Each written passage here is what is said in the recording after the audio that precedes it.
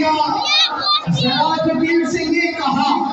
بتا کہ کیا حسین ہے،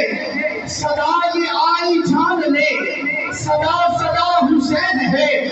بشر سے چل بشیر تک بتا میں کتنے نام لوں، بڑے بڑے یہ کہہ گئے بہت بڑا حسین ہے، عجب لڑی ہے جنگ بھی، عجب لڑی ہے جنگ بھی حسین نے یزید سے، اب اس سے بڑھ کے جیت کیا یزید تھا حسین ہے، اب اس سے بڑھ کے جیت کیا یزید تھا حسین ہے، یہ کتنے باکمال ہیں سبھی کی سب مثال ہے، یہ کتنے باکمال ہیں سبھی کی سب مثال ہے، کوئی نہیں حسین سا، حسین سا حسین ہے، حسین مٹ سکے یہ ہر یزید کی تھی آرزو، حسین مٹ سکے یہ ہر یزید کی تھی آرزو، یزید مر گیا مگر جگہ جگہ حسین ہے، یزید مر گیا مگر جگہ جگہ حسین ہے، حیران ہے اس بات پہ دنیا، حیران ہے اس بات پہ دنیا، قتل بھی ہو کر جیت گئے، حیران ہے اس بات پہ دنیا، قتل بھی ہو کر جیت گئے، لاکھوں کی موت ہوئی صرف 72 جیت گئے، لاکھوں کی موت ہوئی صرف 72 جیت گئے، ہمارے مسلک کا سرمایہ خطیب اہل سنت حضرت علامہ مولانا مفتی ثمر عباس عطاری حافظہ اللہ آپ اسٹیٹ کی زیرت میں دل کی عطا گرانیوں سے میں قبلہ آباد گرامی اور انتظامیہ کی جانب سے آپ کو خوش آمدید کہتا ہوں، آپ محبت کا اظہار کریں، ایک دفعہ استقبال اس انداز سے کریں کہ پتہ چلے کہ اس شاہد مصطفیٰ اپنے محبوب علماء کے بیان سننے کے لیے کتنے بیتاب ہیں، نعرہ تکبیر، محبت سے ذرا ہاتھ بلند کر کے نعرہ رسالت، نعرہ رسالت، نعرہ تحقیق، نعرہ تحقیق، نعرہ تحقیق، نعرہ حیدری، حسینیت، حسینیت، یزیدیت، تاجدار ختم نبوت، تاجدار ختم نبوت، لبیک لبیک،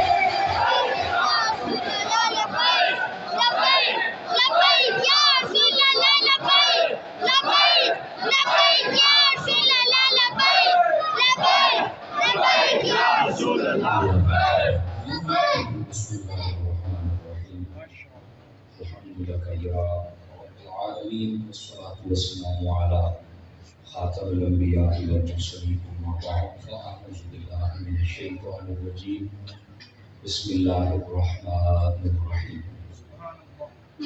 ولا تقولوا لمن يقتل في سبيل الله أموات بل أحياء ولكن لا تشعرون صدق الله العظيم إن الله وملائكته يصلون على النبي يا أيها الذين آمنوا صلوا عليه وسلموا تسليما درود پاک پڑھ لیجیے الصلاة والسلام عليك يا سيدي يا رسول الله وعلى آلك وصحبك يا سيدي يا حبيب الله یا رسول اللہ یا رسول اللہ یا رسول اللہ آچاریہ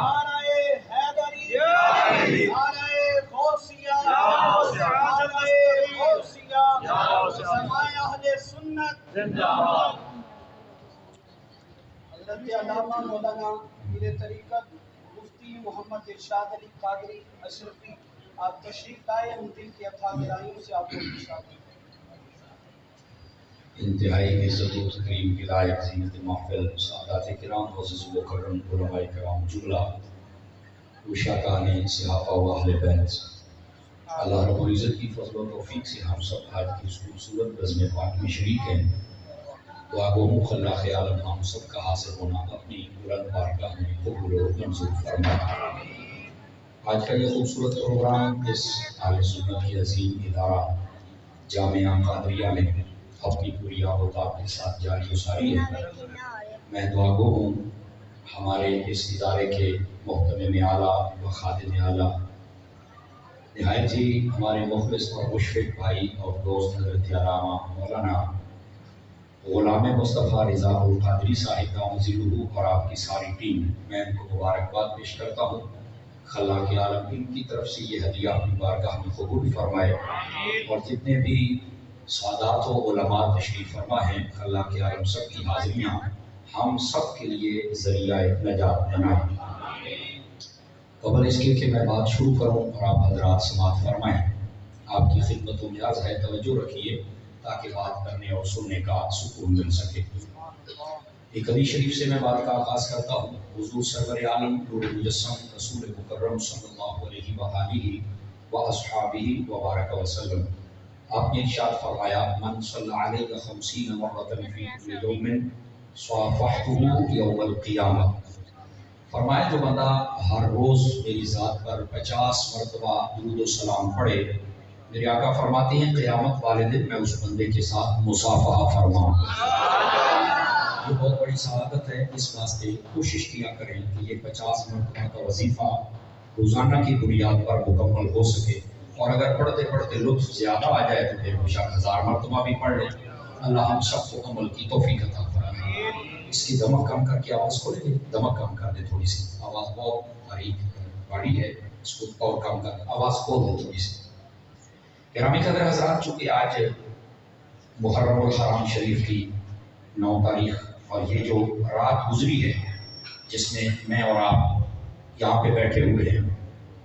یہ رات جب میدان کربلا میں گزری تھی تو وہاں پر کیا منظر تھا، میں چاہوں گا کہ یہ بات بھی آپ کی خدمت میں عرض کروں۔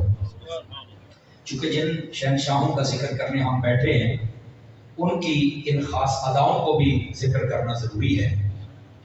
جب 9 محرم شام عصر کے بعد کا وقت ہوا تو وہ جتنے بھی یزیدی لشکر کے خناس اور بدماش تھے انہوں نے ادھر سے قبل جنگ بجا دیا تھا، اور اپنی سواریوں کو ان کی طرف جب بھگایا، امام علی مقام کو پتہ چلا تو آپ خیمے سے باہر تشریف لائے۔ آپ نے ان سے کہا کہ کدھر آ رہے ہیں؟ انہوں نے کہا کہ ہم آپ سے جنگ کرنے کے لیے آئے، یا یزید کی بیعت کرو یا پھر آپ قتل کے لیے تیار ہو جائیں۔ تو میرے امام نے سب سے پہلے یہ بات کہی کہ بتائیں شام کے وقت بھی کوئی کسی سے جنگ کرتا ہے؟ یہ تو اصول ہے پوری دنیا کا، ذرا بتائیے، آپ کو نہیں پتا ہے؟ انہوں نے کہا جی نہیں کوئی نہیں کرتا۔ تو فرمایا پھر تم منہ کدھر اٹھا کے آ گئے ہو، کدھر آئے ہو؟ اب وہ لاجواب ہو گئے۔ امام علی مقام نے فرمایا کہ چاروں طرف تو تمہارا پہرا لگا ہوا ہے، ہم کوئی بات تو نہیں جائیں گے نا، آج رات رہنے دو، صبح سویرے دیکھیں گے۔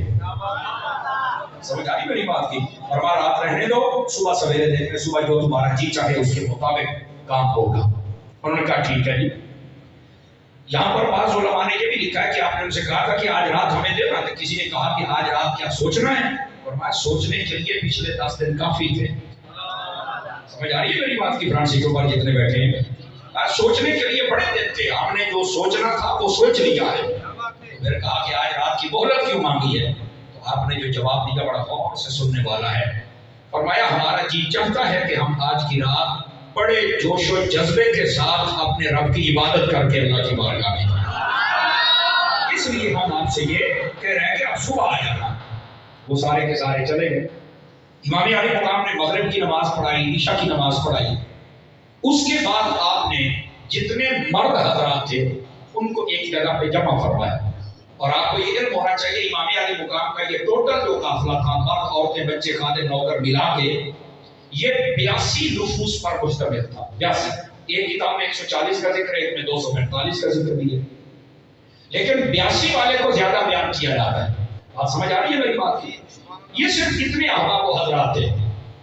اور ان میں سے 72 شہید ہوئے۔ یہ جو 72 شہید ہوئے تھے نا، ان 72 میں سے بھی 4 باہر سے آئے تھے۔ ایک حضرت ہو رہے تھے، ایک ان کا بھائی، ایک ان کا خادم، اور ایک حضرت عبداللہ وہاب کلبی جن کا نام بتایا جاتا ہے۔ ابھی 17 دن ہوئے تھے ان کی شادی کو۔ ان کی والدہ نے کہا کہ امام علی مقام پر یہ مشکل آ گئی ہے، میں دلہے کی ماں تو بن گئی ہوں، میرا جی چاہتا ہے کہ میں شہید کی ماں بھی بن جاؤں۔ اس نوجوان نے پھر اپنی خواہش کو پورا کیا اور اپنی والدہ کی خواہش کو پورا کیا۔ ذرا توجہ فرمائیے گا،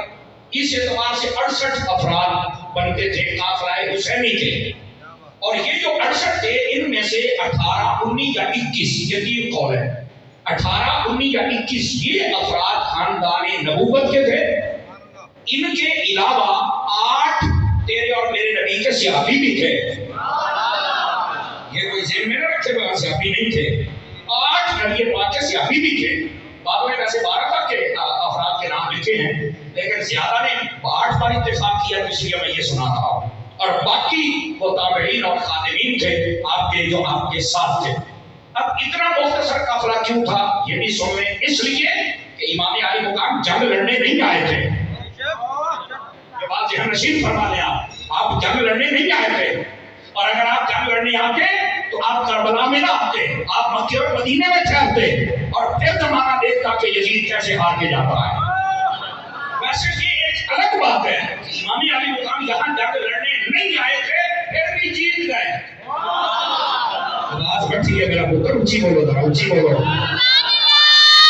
جنگ لڑنے نہیں آئے تھے پھر جیت گئے یہ ایک الگ موضوع ہے اس پر میرے بھائی نے اشارہ دیا ہے میں بھی اشارہ دوں گا لیکن امام علی مقام جنگ لڑنے نہیں آئے تھے اور آپ نے کسی کو بھی نہیں کہا تھا میرے ساتھ چلو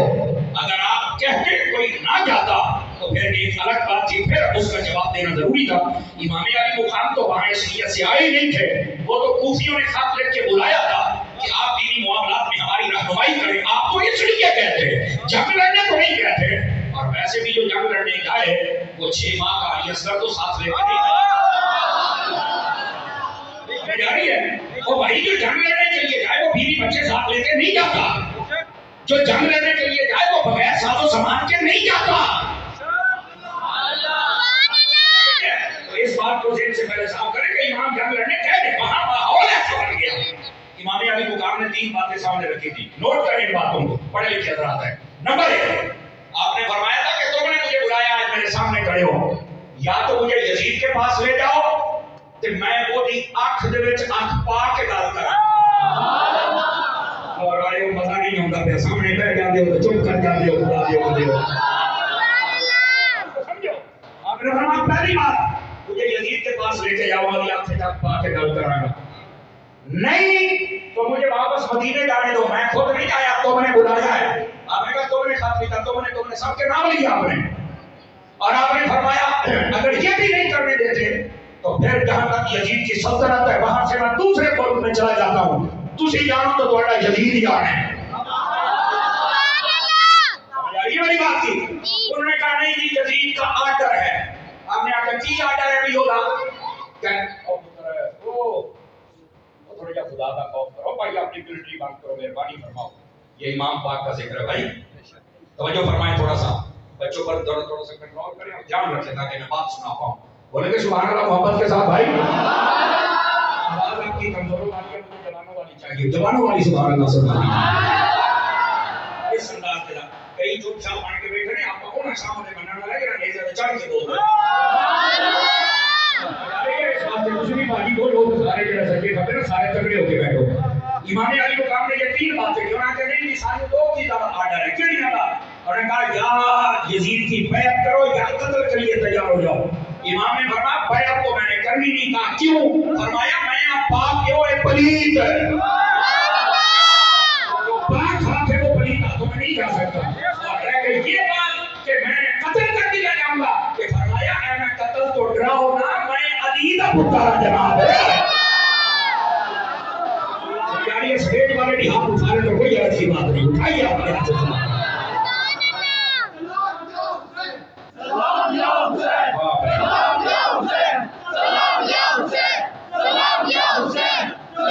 اللہ اپنی محبت کو سلامت رکھے بالکل بنتا ہی یہاں سلام یا حسین ہے اس لیے امام علی مقام امام حسین رضی اللہ تعالیٰ عنہ آپ کی اس عظیم قربانی پر لوگ اس پر جناب گرد ڈالنا چاہتے ہیں مسخ کرنا چاہتے ہیں لیکن نہیں جب تک آپ جیسے سنجیدہ فکر عوام اہل سنت اور ان جیسے علماء رہیں گے تو انشاءاللہ ہر چیز سے پردہ ہٹایا جائے گا اور حق تمہارے سامنے دکھلایا جائے گا امام علی مقام نے 9 محرم کی رات وہ جو بندے تھے آپ کے قافلے میں مرد ان پہ ایک جگہ جمع کیا توجہ میری طرف رہے صاحب حضرات کی دائیں بائیں دیکھنا بند کیجیے آپ نے ان سب کو بلا کر فرمایا کہ دیکھو صبح خونی دن طلوع ہونے والا ہے، یہ میرے خون کے پیاسے ہیں، میری وجہ سے یہ تمہارے اوپر بھی یہ سارا کچھ بند کر رہے ہیں، جس نے جانا ہے چلے جاؤ، میں تم پہ راضی ہوں، تم میری محبت میں آئے تھے، میں تمہیں اجازت دیتا ہوں، تم جب جاؤ گے یہ تمہارا راستہ بھی نہیں روکے گے، چونکہ میں نہیں کروں، میں جانا تو میرا کام جانا ہے، میری وجہ سے تمہیں کچھ نہیں ہونا چاہیے۔ آپ نے یہ بات کر کے چراغ بجھا دیا، اب جب روشنی چل رہی ہو تو اٹھ کے جانا مشکل ہوتا ہے، بجلی چلی جائے نا کہ 5-7 بندے یعنی نکل جاتے ہیں، کیوں چپ کر کے نکل جائے۔ امام نے بھی فرمایا جس نے جانا ہے چلا جائے تاکہ شرمندہ نہ ہو۔ آپ نے جب دوبارہ چراغ چلایا تو یہ بات سن کے آپ کو لطف آئے گا، جتنے امام حسین کے دیوانے تھے اپنی اپنی جگہ پہ بیٹھے ہوئے تھے، ایک بندہ بھی اٹھ کے گیا نہیں گیا، ایک بندہ بھی اٹھ کے نہیں گیا۔ آپ نے دوبارہ پھر چراغ چلایا، پھر خطبہ دیا، پھر کہا چلے جاؤ، پھر چراغ بجھایا، پھر جب چلایا تو سبھی بیٹھے ہیں، 3 مرتبہ کیا، کوئی اٹھ کے نہیں گیا ہے۔ جب چوتھی مرتبہ کرنے لگے، تیرے اور میرے نبی کے صحابی جن کا نام حضرت حبیب ابن مظاہر یا مسلم میں اس وجہ بتایا جاتا ہے، 82 سال عمر تھی، وہ اٹھ کے کھڑے ہو گئے اور کہنے لگے اے حسین، اگر سورج نکلنے تک آپ چراغ چلاتے رہے، بجھاتے رہے اور ہمیں جانے کا کہتے رہے، قسم رب ذوالجلال کی ہم تجھے چھوڑ کر نہیں جائیں گے، ہم آپ کو چھوڑ کر نہیں جائیں گے۔ کہا کیا؟ فرمایا اگر مصطفیٰ جان رحمت نے پوچھ لیا کہ میرے نواسے پر مشکل وقت آ گیا اور تم چھوڑ کے آ گئے، کیا جواب ہوگا؟ میرے امام نے فرمایا یہ بات نہیں ہوگی، میں تمہاری سفارش کروں گا کہ میں نے اجازت دی تھی، اور نے کہا یہ آپ کی شفقت ہے کہ آپ اجازت دے رہے ہیں اور ہمارا ضمیر مان نہیں رہا ہے کہ آپ کو چھوڑ کر چلے جائیں۔ میرے حسین نے فرمایا سنو انکم تقتلون غدا، پھر صبح تمہیں شہید کر دیا جائے گا۔ آج جامعہ قادریہ میں بیٹھنے